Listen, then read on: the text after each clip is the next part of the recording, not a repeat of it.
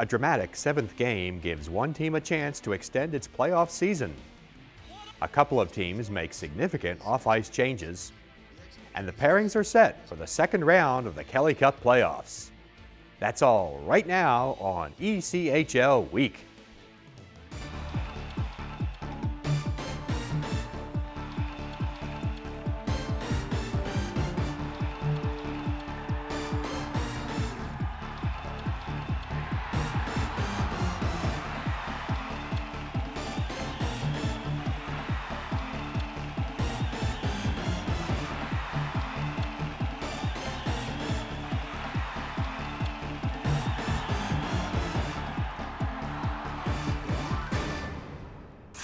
Wrapping up the first round of this season's Kelly Cup playoffs, we open today with the 23rd Game 7 in ECHL history. In this regular and postseason, Stockton and Las Vegas played 14 times, each won 7. A place in the Western semifinals is on the line in this Game 7. Here to provide the description is Mike Benton on 1280 AM KWSX. Clear and on left wing, Las Vegas zone, drags, lost possession. Las Vegas back on the move, but Lampy pickpocketed by Clark. Now Ryan Hayes a steal. Into the zone on left wing, shoots! Off the pipe is a hit, yes! He scores!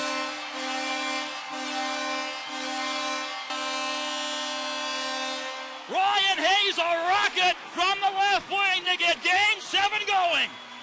Towards center, Weller the relay. Left wing to Berglund and across the line, wrist shot wide.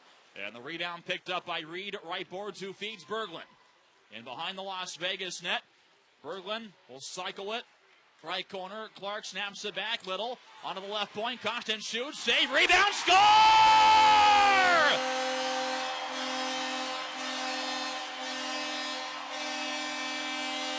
Matt Berglund, his second goal of the series with 1:42 to go in the opening period. Mark Canton.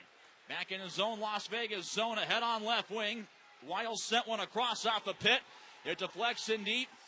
No icing call as already 2 players in there to forecheck. Canton keeps it in left point. His shot save, rebound to Wiles. Firing deflection, they score. Andrew Sauer was at the front of the net. And an easy deflection right by Olivier Wa's blocker with 4.2 seconds left on the clock. The reach of Boisclair. Hunter comes in, but outnumbered 1-on-2. And Cook works it to center ice, but skipping off a Sauer. And Boutin back to retrieve. Spun one far south. Wiles shot deflection, they score again. 38 seconds into the second period, same combination again. Wiles to Sauer, who got the redirection in front right past Waugh. Boisclair, Hunter, and Reber up front. Las Vegas wins it. Pitt looking ahead, his lead pass intercepted, and Boutin in his own zone gives off right side. Constant toward the red line. He'll pitchfork it in. 5:28 to go in the second. Boisclair into the corner, drops it to Hunter. Sent one right side. Boutin shoots. He scores!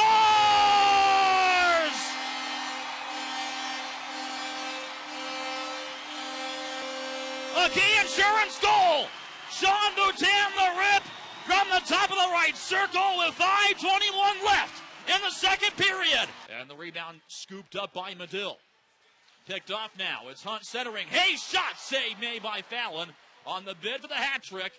And the rebound loose left circle. Taken now by Hayes. Drags it into the slot. Wade shoots. Score!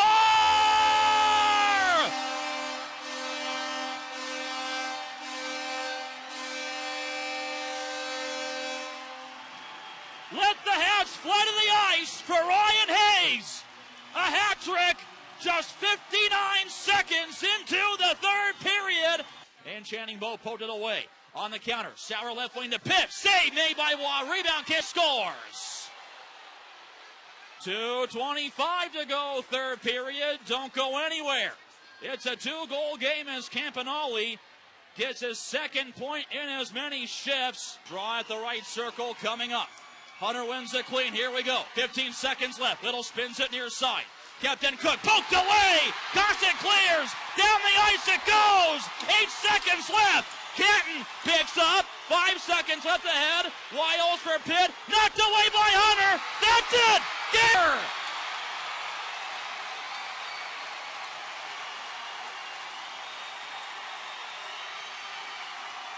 What a finish to one of the most epic series in Kelly Cup playoff history. The Stockton Thunder, did they ever survive this one? And they're going to the conference semifinals, winning Game 7 at home, 6-4 over Las Vegas. They win the series, 4-3.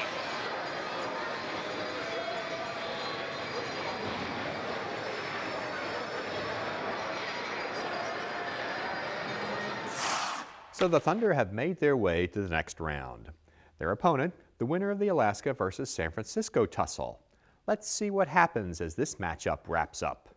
Here's Jason Lockhart to call it for us on KNBR.com. Back circling around, throws it in front, loose puck, and the ace is able to flip it out to the neutral zone. And Tommy Grant back on the ice now. Hudson carries it, wrist shot scores. Alex Hudson lifts it over Heemskirk, and the Aces with a 1-0 lead. Bellin stopped by Mazzolini. His flip pass to the left side. Trupp in, slap shot, that golfed high and wide. Ward keeps it at the right point, throws it down low for Mazzolini, back to Ward, wrist shot score, and the Aces have taken a 2-0 lead. 6 minutes, 38 seconds in, and Steve Ward, who had just 1 goal in the regular season, gets a big one here. Ward throws it up the ice, Bulls intercept, Morrison turns the corner, feeds it back to Denis Papin. Up the left side, and now Chris Bellin is going to drop the mitts, and he does with Evan Trupp, and Bellin is absolutely giving it to Evan Trupp, who's taking a pounding from the Bulls' second leading penalty minute leader in the regular season. 2 of them at center ice. Trupp hanging on for dear life right now as the 2 linesmen come in and separate the 2 combatants. Booted back to the point, filtered in around. Isherwood will go after it. Christian Willett avoids a check, leaves it off for Sivak. Delayed penalty coming up to Alaska. They touch up, and that will... No, they haven't touched it up yet. Sivak back to Christian Willett. Holds onto it, Sivak across. Shot stopped by Guggenberger. Right in front, scores! That was Sivak with the pass. Maybe it hit Willett. Maybe it hit an Aces player. Sivak will lose the handle of Bobby Hughes, and the Aces go the other way. Down the length of the ice, an empty net for Harrison, and 4-1. The Aces now with the lead.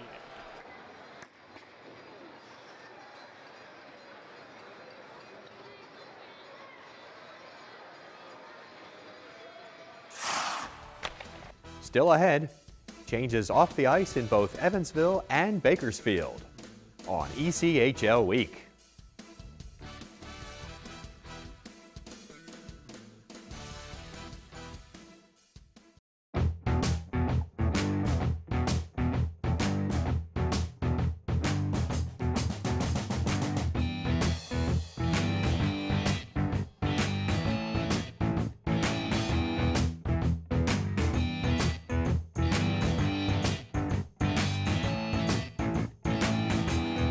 So many reasons to be a fan, so many ways to show it. Customize your own at shop.nhl.com.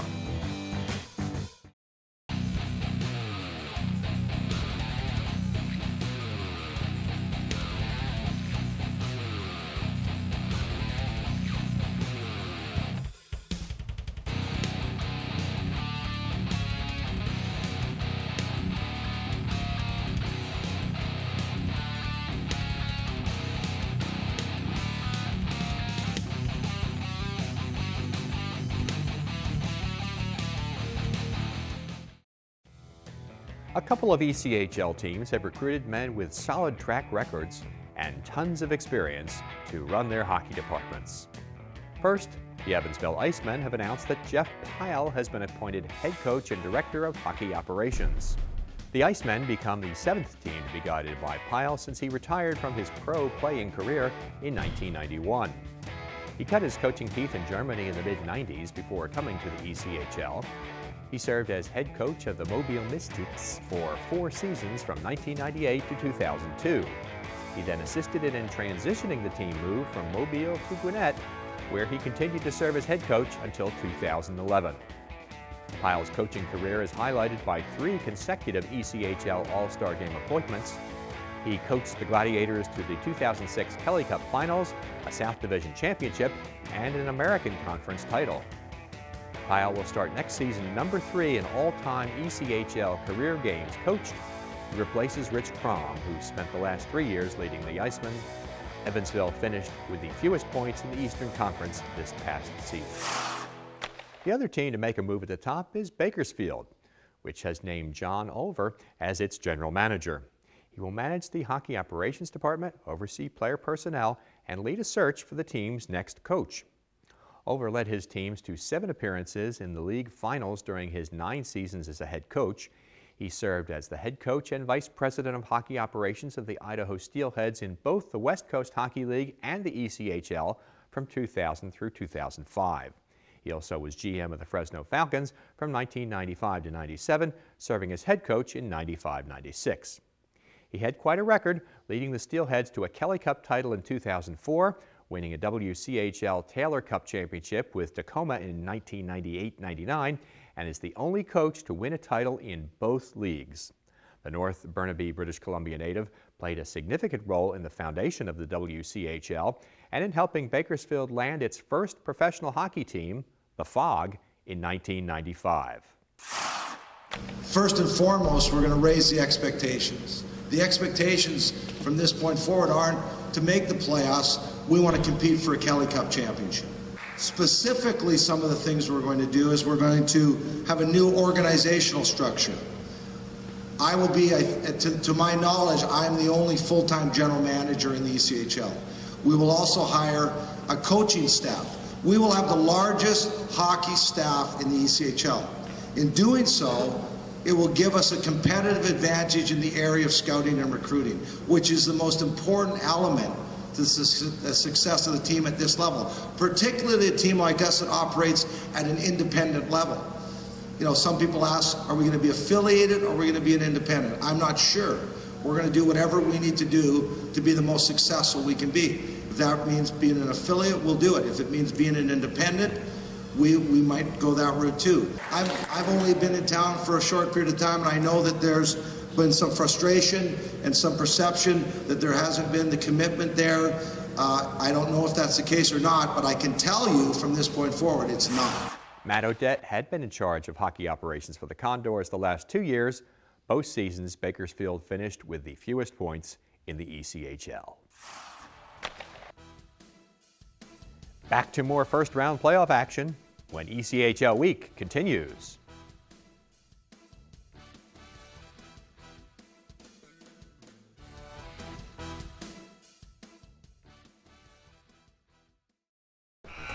From opening night until the Kelly Cup is raised, watch every game of the 2012-13 ECHL season exclusively on AmericaOneSports.com. Catch the action live or on demand. Games available on your PC, Mac, or mobile device. The biggest goals, hardest hits, and spectacular saves all season long can be found only at AmericaOneSports.com, the official broadband broadcaster to the ECHL.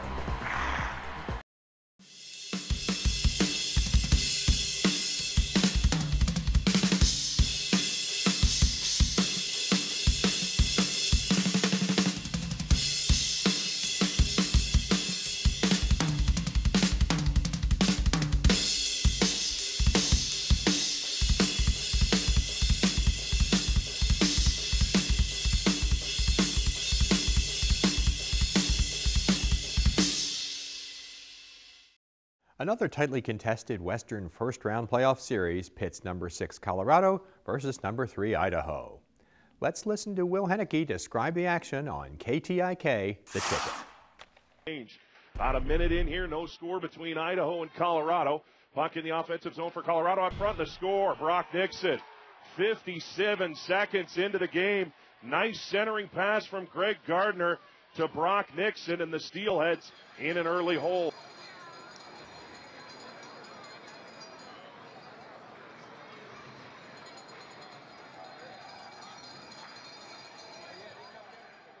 6:31 to go here in the second. Ryder knocks down Davatilla. Steelheads dump it into the offensive zone. Eagles clear it right back out to Jace Coyle up the wall, looking for Austin Smith. Smith got just enough of it. Out in front to Smith. Shoots. Scores! Adrian Foster to Austin Smith, and we're even. And if you could give Smith a goal and an assist on that, I would. Foster from the right wing wall got it to Smith. He comes in unmolested, and that's almost unfair. From forehand to backhand, top shelf, 5th of the postseason for Smith, which ties him for the ECHL lead. Colorado still carries it into the zone, though. It's Bowman. His shot deflected up over the net. Bounces high. Ostro lurking, but Labrie knocks it over to the near corner. Labrie dumps Ostro in the corner. Costello winds up with a puck. Leaves it for Davatilla. Back to Costello. He can't handle. Back to Bidwell. Plays it off the inboards. Comes out to the slot shot and the score. Terrible break for the Steelheads. Loose puck just rolled over the top of the crease, and Davatilla scores to make it a 2-1 Colorado game. Just a bad break there for the Steelheads. As you'll watch it, it goes through the skates of Coyle. Offensive zone draw again for the Steelheads. Loose puck, trying to keep it in. Idaho comes up towards the point. It's Baldwin. Baldwin across the blue line to Case. Wrist shot, deflected in, and a score! Andrew Carroll redirects it in, and we are tied at 2.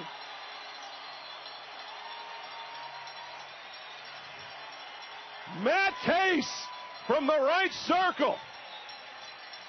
And Andrew Carroll gets a piece of it right in front.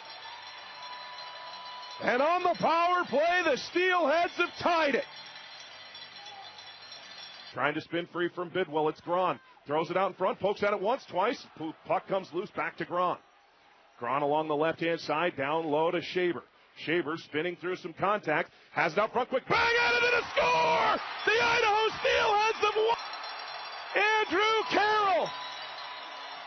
At 1 minute, 43 seconds of overtime. Next stop, Western Conference semifinals. And the Idaho Steelheads advance to take on the Ontario Reign.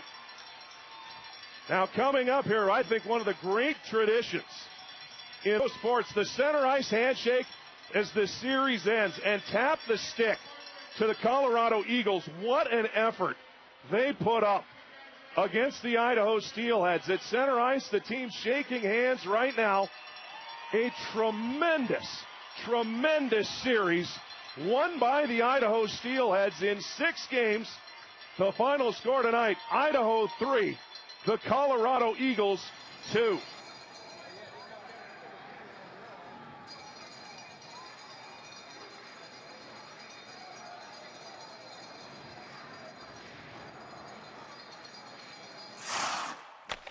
Gwinnett got off to a fast start, winning the first couple games from South Division rival South Carolina. Let's see how this series wraps up. Here's Joseph Zakshevsky to take us through it on the Stingrays Broadcast Network. Across the line, he's got Janand, fired, scores. Ryan Janand under the blocker of Jeff Jackaitis. The Gladiators strike first, trying to make the split save on the first opportunity. Gladiators right wing circle. Doug Jones to the goal line for Haddad. Back to Jones, has a little open ice. Sends it up to the blue line for Jackson. Left wing for Guimond. Fires, scores. Looked like it snuck between the legs of Jackaitis. Gladiators capitalize on the power play. They're up 2-0, and it comes with just 30 seconds left in the opening period. Quick left wing for Robbie D. D, a big addition for the Rays this season, coming over from the Bakersfield Condors with Tyler McNeely and Hunter Bishop out of the lineup. Rays dig it out, and D finds it off the near pipe and scores! Got clipped up high by Joey Haddad just before or just after the goal was scored. They show the replay, and you can see both actions. D finding the loose puck at the near pipe and tucking it home. Went up a body. Rays will win the face-off to the far side of Domingue, and quick fire scores! Peter Boyd smacks it home, and we're tied up at 2. Kevin Quick with the shot. Didn't it look like it went into you, Kevin? It looked like shot. it clipped right into the back pipe. Rays grab it up. Kevin Quick, middle of the ice for Gall. Left wing circle for Vidmar. Looking.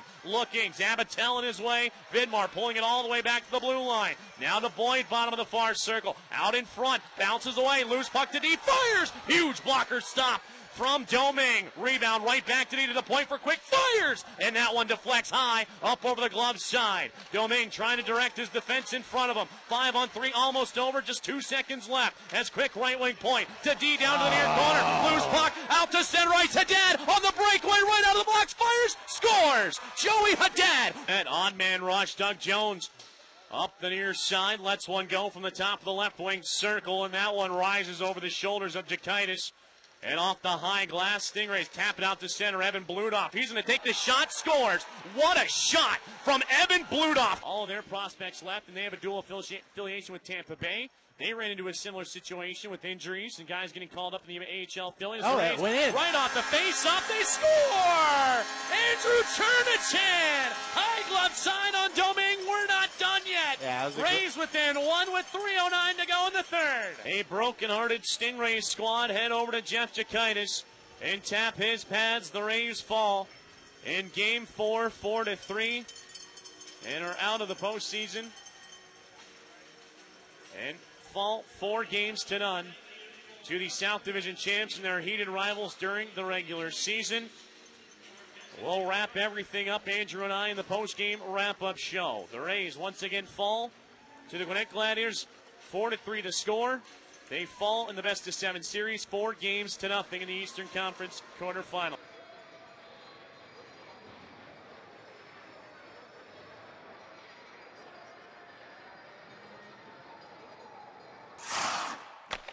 The Reading Royals have renewed their affiliation agreement with the Washington Capitals and the Hershey Bears for the 2013-14 season. It will be the second season that 3 teams have had such a deal. The Royals team members, though, are much more concerned with this season's activity. After starting their series with Greenville with a pair of shutouts, let's see if top-seeded Reading can end the Road Warriors' year. Here's Greenville announcer Andy Zilch. Bergstresser comes in now. He'll play it over to the far wall. Kept in by Gallia. Behind the net for Kashersky, left for Tifu. He's bumped by Pichet, who comes in and slams him to the ice. And Pichet will grab the loose puck, play it on the near boards. At the point, Road Warriors trying to get it out. Kept in, Tifu top of the circle, a shot and a goal. The Royals grab a 1-0 lead. Yannick Tifu with a quick snapshot on a turnover. And the Royals will put themselves up. First time they've been up since Game 2.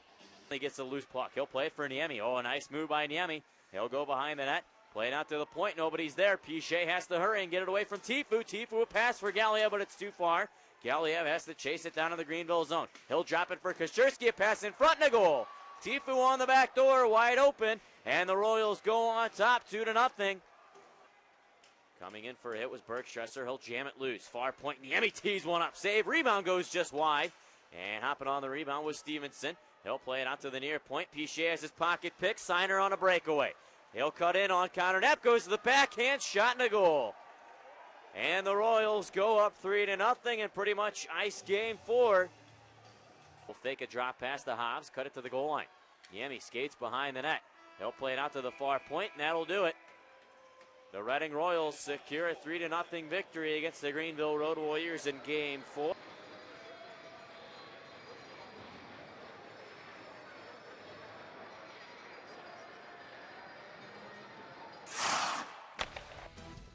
Two more teams are needed to fill out the conference semifinal brackets.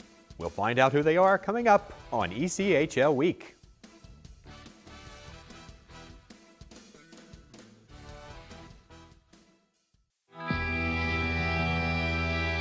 I'm a legend. I'm the player you want to be. I'm the name you'll wear on your jersey. I'm one of a kind. You'll see me everywhere.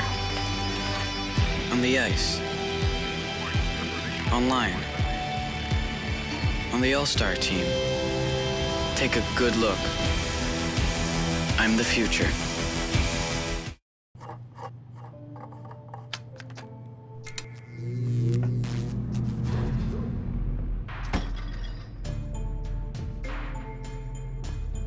Traditional light bulbs actually generate 9 times more heat than light. Switch to Energy Star light bulbs, and you'll realize just how much cash you were really burning through.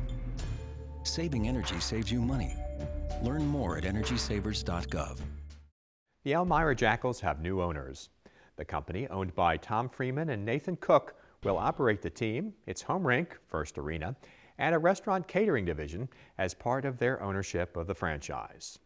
The two have plans to revamp the events held at the facility, including new types of entertainment and performances.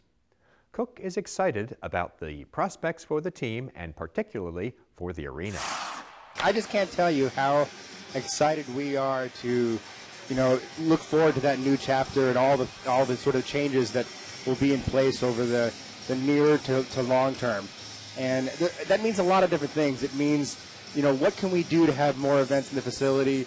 What can we do to generate more excitement for games? We're tremendously excited to have the Jackals and to know that the Jackals are in the ECHL and that's going to, continue long term.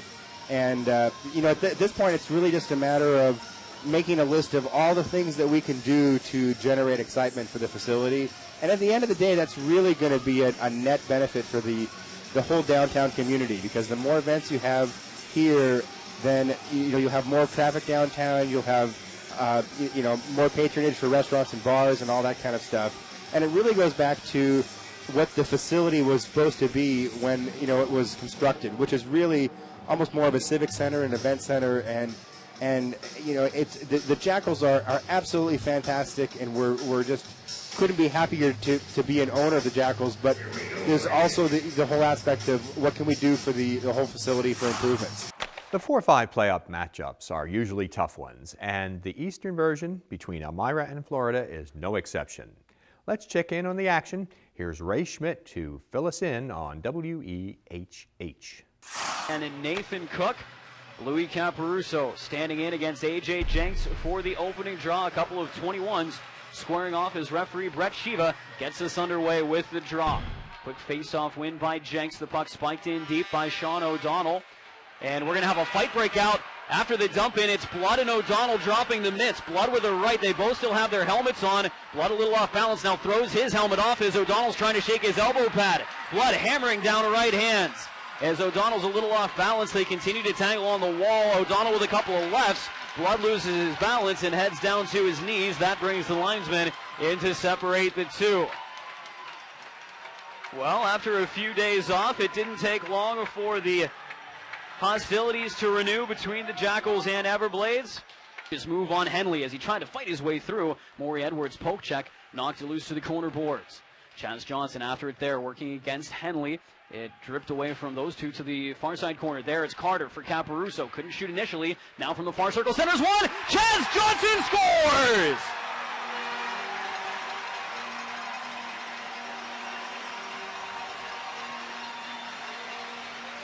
Mr. Playoffs for Elmira puts the home team up 1-0, 49 seconds into the second period.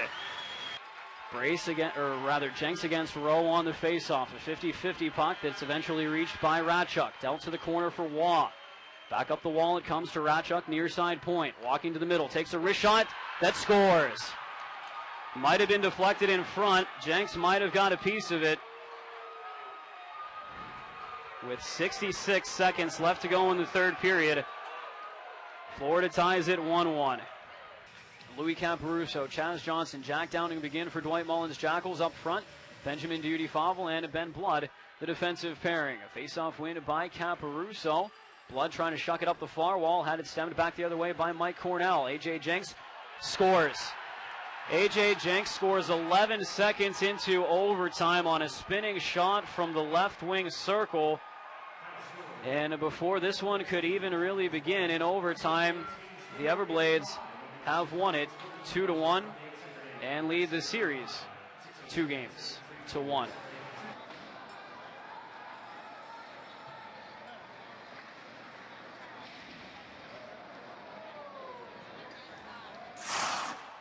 Cincinnati Cyclones won the first 2 games of their series with Toledo on the road. But the Walleye bounced back and won a couple games on enemy turf as well. Let's see what happens next. Here's Nick Brunker describing the play on the Cyclones radio network. As the Cyclones power play works, Embach along the goal line, rink-wide pass deflected down, they score! Power play goal! It's Roussel! Bounces through the middle, and Charles-Olivier Roussel was able to get enough of it.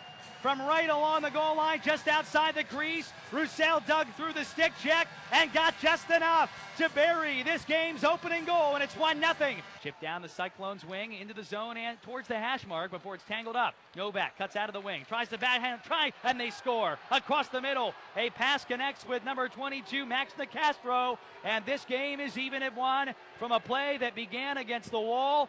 And it would be Novak who gets the primary assist and are trying to hold on for their 3rd consecutive victory. But the Walleye are buzzing right now. They've had the last couple of rushes up ice. Cyclones trying to weather the storm and get some offensive chances of their own. It bounces in on net. Aubin fires, scores!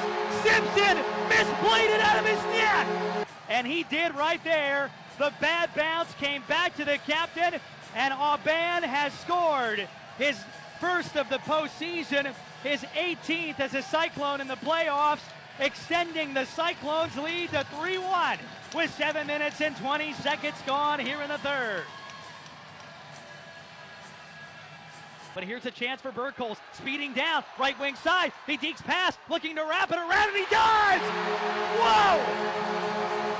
Josh Burkholz! Some may say he does not possess the type of speed he needs to be a damaging player. But tonight, he exemplifies the exact opposite.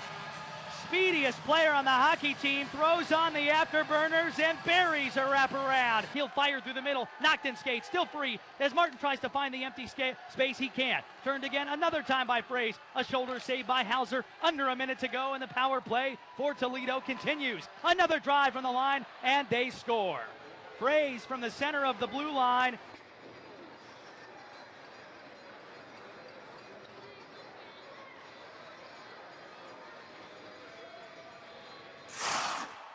The conference semifinals are the next stop along the Kelly Cup Highway. Make sure to join us next time for all the action. Until then, make it a good week. Make it an ECHL week.